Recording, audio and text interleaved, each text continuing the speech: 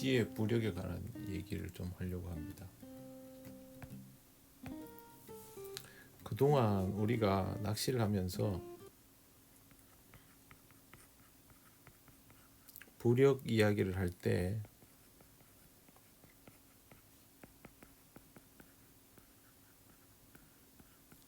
표준 편납량 이야기를 많이 했습니다. 그리고 이 표준 편납량 이야기를 하면서 이 편납량의 근사치를 맞추려면 분수가 아니라 편납의 너비를 가지고 맞추는 게 더 쉽다. 이게 맞다가 아니라 더 쉽다. 그렇게 접근을 했습니다. 그러다 보니까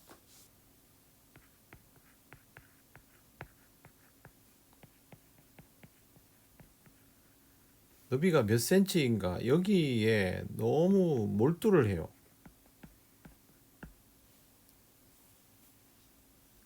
사실은 그게 그래 몰두할 일이 아니거든요. 근데 어느 날부터 보면 이 편납량에 대해서 너무 몰두를 하고, 그리고 나서 가만히 보니까 우리나라 사람들이 이런 거에 좀 민감해요. 내림 낚시 때문인지 올림 때문인지는 모르겠는데 굉장히 좀 민감한 느낌이 듭니다. 그래서 제가 유추를 좀 해보니까 대충 이런 추론이 가능해졌어요. 우리 올림 낚시 할 때는 예전에는 그냥 막 봉돌 무게를 막 쓰다가 어느 날부터 봉돌의 무게를 신경 쓰기 시작했어요. 요즘은 뭐 막 그 링 같은 걸로 막 무게 맞추고 막 그 무게에 따라서 입질이 나오고 막 이러더라고요. 그래서 왜 이렇게 이 부분을 신경 쓸까 생각을 해봤더니 이 무게가 그 먹고 올리는 붕어에게는 저항으로 작용하는 거예요. 부력을 맞추긴 했지만 그래도 전체적으로 저항이 되니까 아마 이 무게에 좀 더 민감해진 것 같고요. 그럼에도 불구하고 올림에서의 무게라는 건 굉장히 우리 입장에서 보면 고부력이죠. 올림 낚시 편납량, 올림의 그 봉돌 무게가 예전보다 많이 줄었지만 그래도 보통 보면 뭐 제가 얼핏 보기만 해도 뭐 소위 말하는 9푼, 10푼 뭐 이런 경우들이 허다해요. 이런 것들이 있었고, 그러다가 갑자기 내림이 들어오면서 예민함 이야기를 하면서 이제 무조건 저부력이면 무조건 좋은 찌다 이런 식의 접근도 있었어요, 예전에. 이거는 뭐 한 1푼에서 3푼 이러고 있다가 이제 중요한 건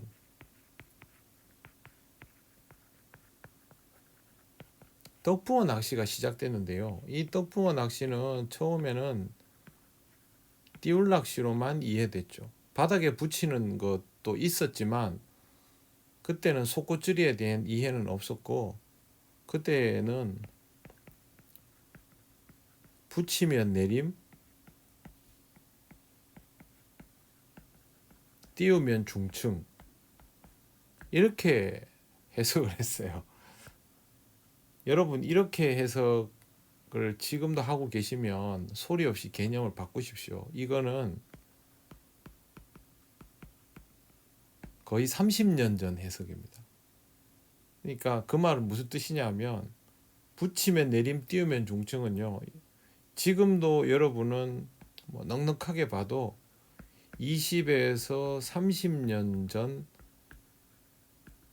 낚시를 하고 있을 가능성이 높아요.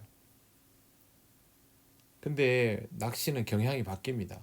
붕어의 습성의 변화가 생기면서 낚시 자체가 변하기 때문에 요즘 이런 식으로 해서 고기 잡는 게 굉장히 어렵습니다. 그래도 나는 뭐 고기 잡는다. 고기 잡죠. 잡는데 안 되면 바로 일어나서 좌대 접고 가죠. 내가 실력이 없어서 못 잡는다 생각 안 해요. 고기 없다 이러고 끝나면 가요. 뭐 굉장히 편한 방식이기는 하지만 그렇게 해서는 낚시는 발전을 안 합니다. 근데 문제는요, 떡붕어 낚시를 이렇게 띄울 낚시를 처음에 하게 됐는데 여기에서 어떤 일이 발생하냐면 집어하는 낚시잖아요. 집어하는 낚시인데 이 집어의 개념이 올리민들이 생각하는 그런 수준의 집어가 아닙니다. 올리민들의 집어는요, 그냥 뭐 보리, 뭐 어분 조금 이런 식이죠. 근데 중층 낚시, 떡붕어 낚시에서의 집어는 한 시간에 한 최소한 500cc 정도, 500cc 정도의 떡밥, 즉 이제 한 바가지가 들어가는 거예요. 집어의 양이 엄청나죠. 찌의 부력은 올림 낚시 때보다 작고 올림 대비 떡밥의 양은 몇 배로 많고 몇십 배죠. 이렇게 하니까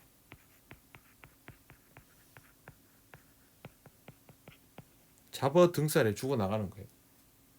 그리고 결정적으로 밥달기에 대한 이해 자체가 없거든요.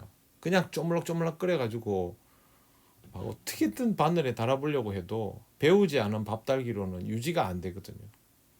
그러면 데이터가 딱 나오잖아요.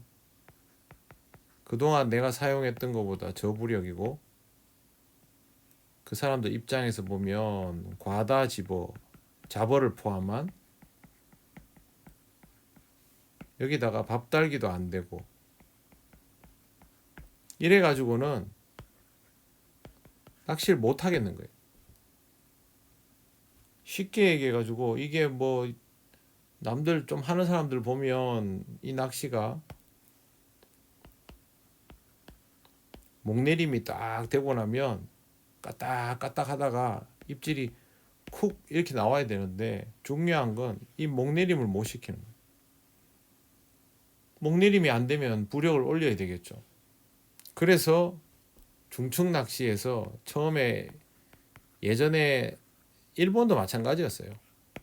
예전에 중층 낚시 영상을 보면 부력이 굉장히 높습니다. 우리나라만큼 높진 않지만 그래도 높습니다. 영상으로 이렇게 보면 한 2, 3m권을 공략하는데 편납량이 보통 한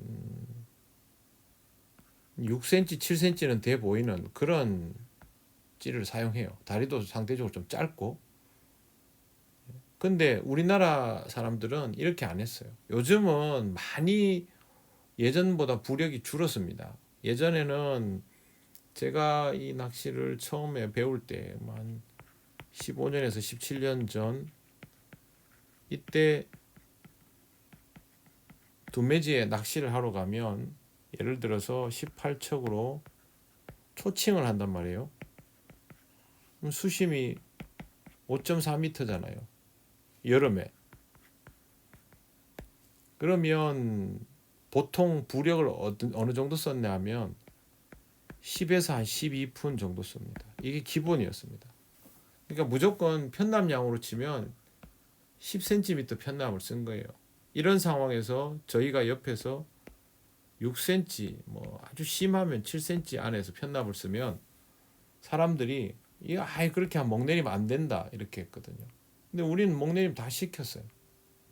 그 당시에는 이 정도 기본기도 없었기 때문에 지나치게 고부력을 쓴 거예요.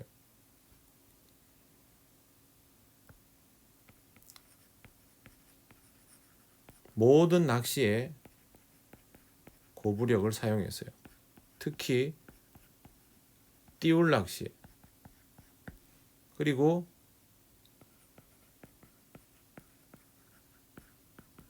바닥 낚시에는 저부력을 사용했어요.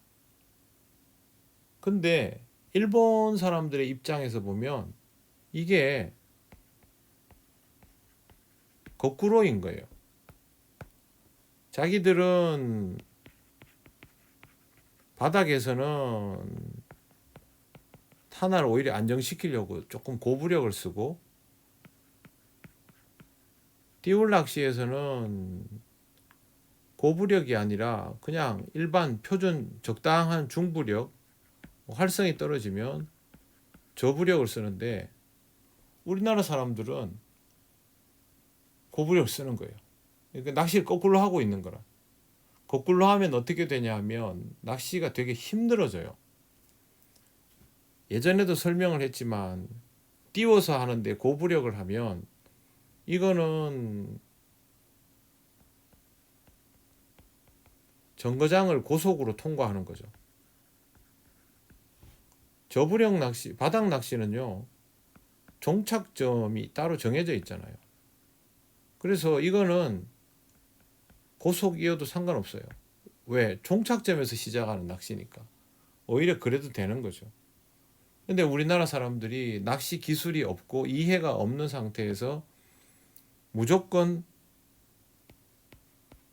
띄울 낚시는 고부력, 바닥 낚시는 내림이니까 저부력, 이렇게 해버리니까 우리나라 사람들이 떡붕어 낚시를 시작은 했는데 개념이 없어요. 기본기가 뭔지도 모르는 이런 낚시를 하고 있는 상태에서 이제 표준부력이라는 이야기를 제시하기 시작했어요. 예전에 그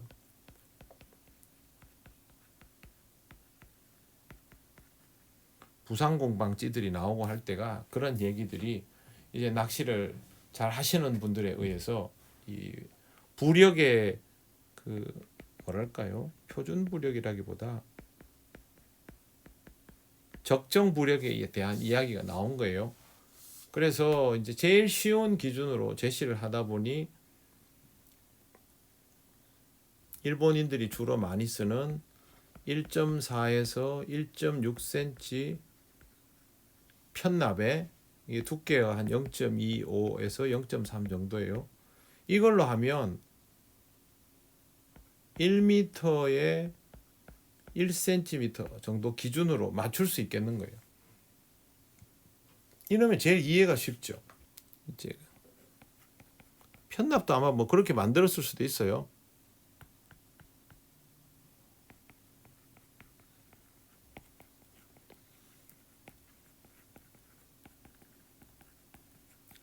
가장 많이 사용되는 편납인 1.4에서 1.6짜리, 1.6cm짜리 0.25나 뭐 한 0.3 내외 이 정도의 걸 가지고 계산을 하면 1m에 1cm가 되고, 여기에서 고활성기가 되면 여기에 1.3이나 1.5까지를 곱해주고,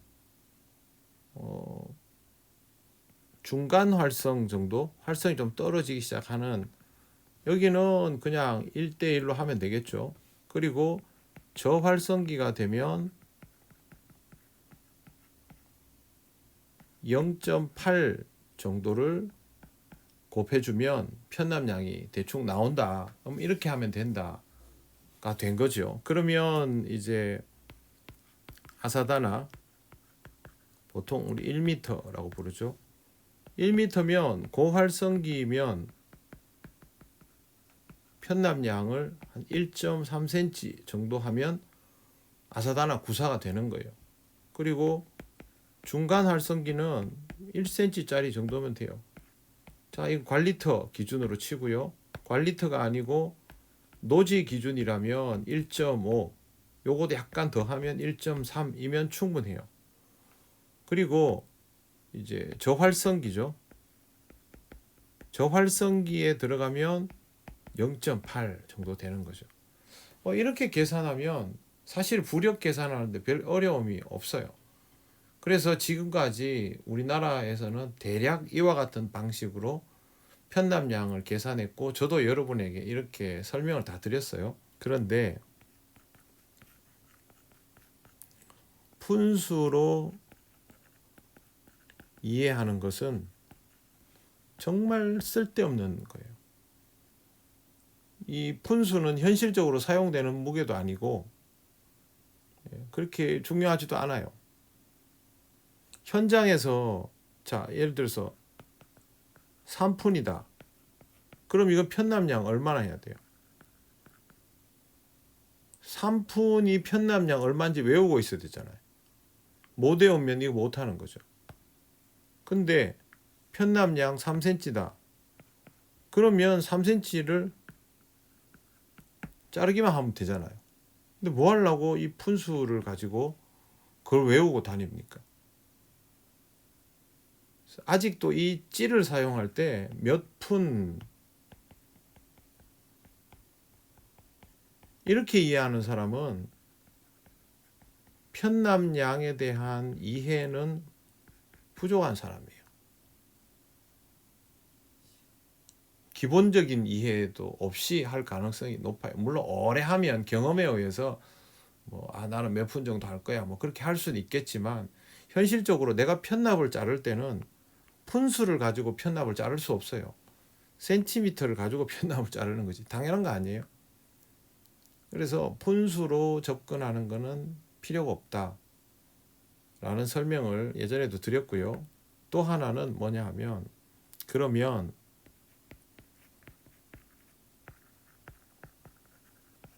일본인들은 부력을 어떻게 사용할까? 우리처럼 몇 센치 이렇게 할까? 그렇게 하는 사람도 있을 수 있겠지만 대부분 이렇게 하지 않아요. 왜 이렇게 하지 않느냐 하면, 찌 자체가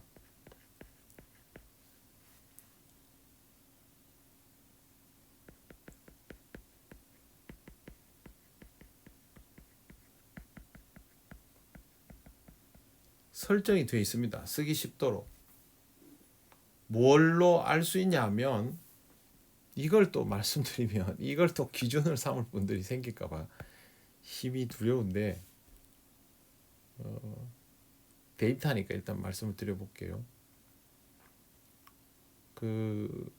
예를 들어서 양단고 초칭을 한다. 그러면요, 고활성기에는 보통 7cm에서 6.5cm 정도의 바디를 써요. 그리고 좀 활성이 좀 내려가면 6.5에서 6.0 정도를 써요. 고, 중, 저활성기가 되면 6.0에서 5.5 정도까지 써요. 이게 양단고 초칭이에요. 그렇게 사용하고, 호수가 보통 보시면요, 시중에 파는 찌들 있잖아요. 7, 8, 9, 10 이렇게 올라갑니다. 13, 14, 15, 16 이렇게 올라간단 말이에요. 그러면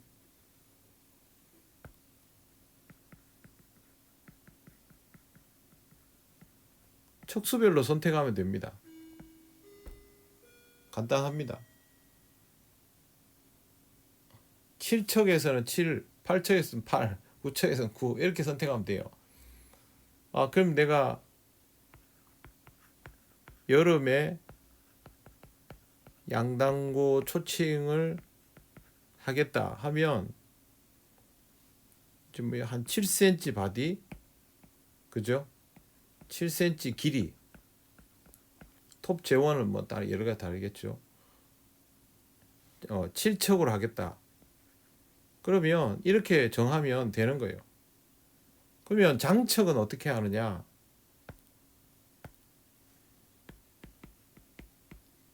장척은 보통 이 13 정도에서 16척까지 정도는 깊다고 무조건 부력이 올라가는 게 아니고 대류가 심하면 그럴 때 더 올라가고 이렇게 되거든요. 그러면 장척은 이 중에서 상황별로 선택하면 돼요. 어차피 이 깊은 탄화는 그 깊은 탄화의 밀도가 다 높은 게 아니기 때문에. 그래서 예를 들어서 18척이다. 18척인데 거기 밀도가 별로 안 높다. 그러면 13번 정도 하다가 대류가 좀 심하네. 그러면 15 하다가 부대끼네 16 이렇게 넘어가요. 그러니까 일본 사람들은 사실 부력에 대해서 그렇게 심각하지 않은 거죠. 대신 찌를 많이 가지고 있죠. 찌를 많이 가지고 있어서 바디가 7cm 정도 구경되는 찌, 그다음에 6cm에서 6.5 되는 구경의 찌, 6cm 정도 되는 구경의 찌를 가지고 있으면서 아래 위로 이렇게 왔다 갔다 할 수가 있죠. 보면 낚시를 많이 하시는 분들은 이게 좀 디테일하게 돼 있을 경우가 많아요. 그러면 예를 들어서 7cm 보디에 몸통 7cm 보디에 구경으로 해서 뭐 제가 가지고 있는 스탠다드처럼 그죠? 그러면 뭐 예를 들어서 1.1에 0.7 그라스 무크 또 1.0에 1.0이 아니구나. 1.2에 0.9 정도 되는 PC 무크 그리고 1.4에 1.2 되는 파이프탑 이렇게 가지고 있으면 얘들을 가지고는 이제 가장 고부력 고활성에 사용하겠죠. 그리고 7cm에서 뭐 형편이 좀 되면 6.5 바디도 가지고 있겠죠. 그럼 6.5 바디도 아마 비슷한 재원이 나올 거예요. 예를 들어서 1.0에 0.6 그 다음에 1.1에 0.8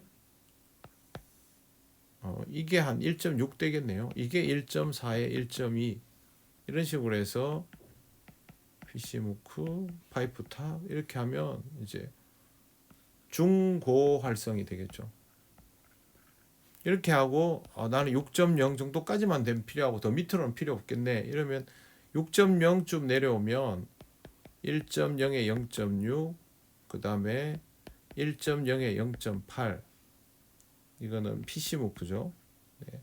그리고 튜브 톱도 1.2에 1.0 이렇게 해서 이제 저활성 보통 이렇게 하죠. 이렇게 하면 편납의 비율이 이제 장척까지도 여기는 커버가 되죠. 보통 여기는요 이게 제일 큰 사이즈가 되면 맥스일 때는 편납량이 뭐 한 10cm씩 되기도 하고 미니일 때는 편납량이 뭐 2.5 이 정도까지 이 사이에서 왔다 갔다 할 거예요. 그리고 얘들은 한 8에서 1.8 정도 왔다 갔다 하고 얘는 한 6에서 1.3 이 정도까지 왔다 갔다 해요. 그럼 내가 이 세 가지 세트를 가지고 초칭, 심주 이런 걸 다 구사할 수 있죠. 이런 이제 바디의 구경의 차이가 있는 거예요. 이렇게 가지고 있으면 나중에 보면요. 내가 이 바디 구경만 봐도 얘는 어떤 부력에서 많이 쓰고 얘는 어떤 부력에서 쓰는지 아니까 그냥 자기 척수에 맞는 숫자를 그냥 갖다 쓰면 되죠. 7척엔 7호, 8척엔 8호, 9척엔 9호, 10척엔 10호인데 10척에 10호를 썼는데 오늘 생각보다 좀 활성이 떨어지네. 그럼 9호. 그런 식이에요. 그래서 여기도 하나도 복잡할 게 없어요. 자, 여기서 13척에 13호를 썼는데 활성이 좀 떨어져요. 그럼 12호. 그렇게 쓰는 거예요. 그러니까 실제로 일본인들은 편남량이 몇 센치가 적절한가 이런 거 잘 몰라요. 우리처럼 뭐 몇 푼인가 뭐 몰라요. 그래서 일본 사람들 거 보고 있으면 대부분 바디 길이가 얼마인가 라고 되어 있고, 굳이 표기를 할 때 그 편남량을 그램으로 표시해 놔요. 대충 이 정도 썼다 뭐 이런 거예요. 이것대로 써라가 아니에요.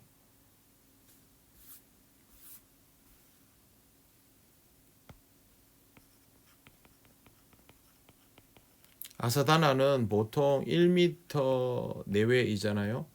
그럼 아사다나는 어떻게 쓰냐 하면 초칭만큼 두껍게 쓰지 않아요. 바디가 6.5, 6.0, 5.5 보통 이렇게 가요. 그러면 고활성기가 되면 6.5에 1.4에 1.2 보통, 아니면 뭐 조금 더 넉넉하게 1.6에 1.3 파이프 탑, 그리고 1.2에 1.0 PC 무크, 0.8 글라스 무크 뭐 이렇게 써요. 글라스 무크를 안 쓰고 뭐 두 개만 쓰기도 하지만, 이렇게 하면 6.5 파이에 이렇게 하면 보통 편납량이 어떻게 나오냐면요. 아사다나찌들은 보통 사이즈가 567 혹은 456 보통 그렇게 구경이 나온단 말이에요. 그럼 제일 큰 호수가 편납량이 2.0을 살짝 넘어요. 그리고 제일 작은 게 0.8 요 정도 될 거예요. 이 안에서 사용하는 거예요. 그 다음에 6.0 바디가 되면 1.4에 1.2 그리고 뭐 1.1에 0.9 그리고 0.8에 0.6 이렇게 하든지, 아니면 얘를 빼버릴 수도 있고요. 파이프 탑, PC 무크, 글라스 무크 이렇게 하면 얘는 편납량이 2.0에서 약간 밑으로 떨어질 거예요. 한 1.8 정도 될 거고, 미니는 아마 0.8 정도 그대로 유지가 될 거고. 그러면 이게 이제 중간 활성이 되는 거죠. 마지막으로 5.5 파이 정도 되면 벌써 바디가 가늡니다. 그리고 톱도 1.2에서 1.0 혹은 1.0 스트레이트해서 파이프 탑, 1.0에서 0.8 PC 무크, 그리고 0.8에서 0.6 혹은 뭐 0.7에서 0.4도 있어요. 그래서 글라스 무크 이렇게 하면 얘는 제일 큰 거도 편납량이 1.5보다 적습니다. 더 작게 씁니다, 보통은. 그렇게 하고 제일 작은 거는 뭐 0.6 정도까지 떨어지게 돼요. 그럼 제가 활성에 따라서 이 중에서 찌를 선택을 하는 거죠. 그러니까 아사다나만 해도 벌써 찌가 한 몇 종류가 되잖아요. 이걸 가지고 뭐 몇 푼이냐 뭐 그걸 계산하는 게 아니라 그냥 보면서 중간 호수를 써요. 보통 4, 5, 6이면 5호를 씁니다. 5호를 써서 활성에 따라서 1위로도 가고 1위로도 가고, 그리고 보통은 이 정도 4호 정도 되면 카츠케용으로 많이 쓰이죠. 똑같아요. 이것도 마찬가지. 4, 5, 6 돼 있으면 5호를 기준으로, 5, 6, 7 돼 있으면 6호를 기준으로, 좀 더 개수가 많으면 4호에서 8호까지 있으면 역시 6호를 기준으로, 그런 식으로 하는 거죠. 그래서 그냥 이렇게 보면서 그렇게 쓰는 거예요. 척수가 길어지면 호수를 약간 올리겠죠. 투척도 편하고 경계심도 그만큼 줄기 때문에 호수 약간 올라갈 수도 있죠. 그럼 그런 거에 따라서 찌를 선택하는 거예요. 낚시를 오래 해보면 찌 이렇게 몸통 딱 생긴 거 보면요, 아 이거 부력 어느 정도 되는 걸 알아요.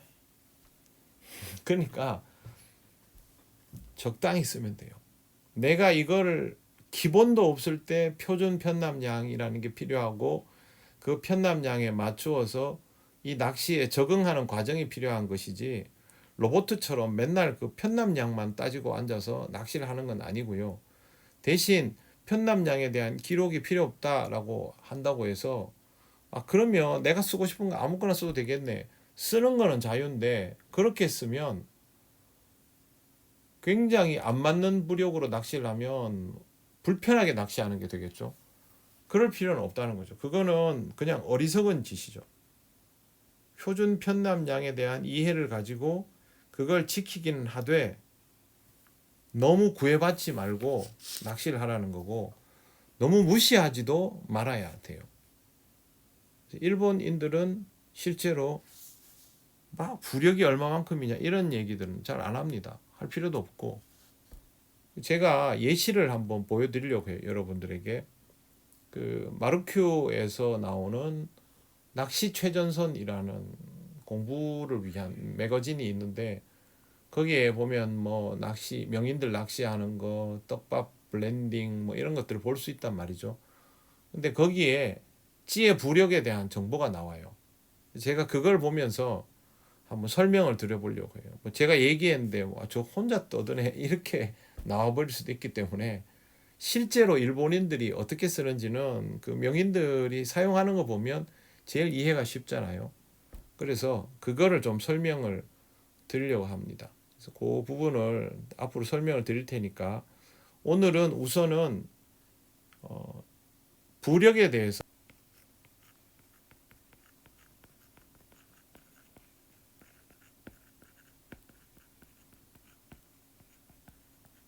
첫째는 기계적으로 이해하지 마라. 그러면 나는 기계보다 못한 사람이에요. 그 다음에 표준을 너무 무시하지 마라. 기본은 지켜야 되잖아요. 그게 그 정도의 부력이 나오게 된 게 다 이유가 있단 말이에요. 경향이 바뀌면 그 부력도 바뀔 수 있어요. 그러니까 그거를 너무 무시하면 안 돼요. 세 번째로 푼수는 사용하지 마라. 푼수는 진짜 푼수 같은 짓입니다. 쓸모가 없습니다. 여러분 7푼 때 그러면 편납 얼마 해야 됩니까? 모르시잖아요. 5푼 때면 편납 얼마 해야 됩니까? 올해 한 사람은 5푼 때 그러면 대략 4.2cm 뭐 하려고 두 번 그렇게 생각합니까? 그냥 편납량 4.2 혹은 대충 4cm 내외 그렇게 하면 되지. 내가 잘라야 할 편납을 냅두고 뭐 하려고 푼수를 사용합니까? 실제로 우리한테 익숙하지도 않은 그 단위인데 그런 거 할 필요 없습니다. 기본을 지키되 얽매이지 마라. 네, 이게 핵심입니다. 제가 다음 영상에서 한번 그 예를 한번 보여드릴게요. 마르큐 매거진에서 정리한 것들을 가지고 우선 여기까지 하겠습니다. 시청해 주셔서 감사합니다.